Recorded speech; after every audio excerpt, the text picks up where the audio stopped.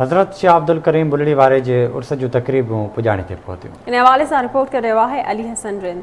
हज़रत शाह अब्दुल लतीफ़ भिटाई जे तर ॾाॾे अज़ीम ऐं साबरीन औलिया हज़रत शाह अब्दुल करीम बुलड़ी वारे जो 411 उर्स मुबारक पंहिंजी पुॼाणी ते पहुतो। दरगाह शाह करीम जे अहाते में ख़त्मे वारी दुआ घुरी वई। ख़त्मे वारी दुआ में शाह अब्दुल करीम बुलड़ी वारे जो गादी नशीन सैयद शाहिद हुसैन शाह ऐं भिट शाह जो क़ाइम मक़ाम गादी नशीन सैयद खावर हुसैन शाह समेत हज़ारे मुरीदन अक़ीदतमंदन ऐं ज़ाइरीन शिरकत कई।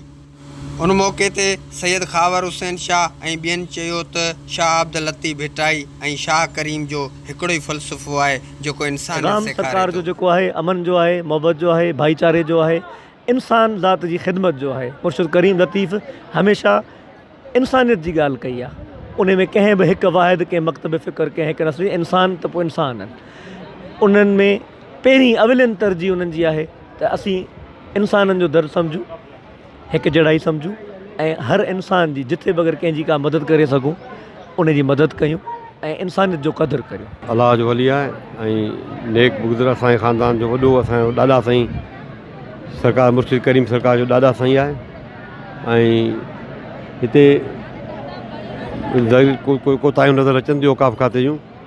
उमेदु आहे त आईंदा इहे कोन थींदियूं, उनखे रिक्वेस्ट कंदासीं चीफ एडमिनिस्ट्रेटर औक़ाफ़ खे त आईंदा जेके इहे कोताहियूं आहिनि थोरियूं घणियूं, अलबत्ता पहिरीं निस्बत त कुझु बहितर आहे, पर अञा बि जेकॾहिं तव्हां कुझु सम्झो था कोताहियूं त उनखे आईंदा इनशाला कवर कयो वेंदो।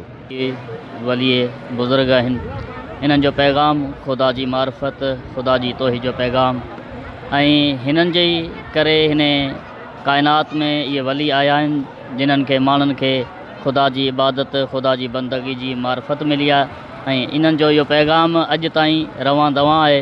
हिननि चयो त शाह अब्दुल करीम बुलड़ी वारो ऐं शाह अब्दुल लतीफ़ भिटाई अमन, प्यार, मोहब्बत ऐं इंसानियत जो दर्स ॾियनि था।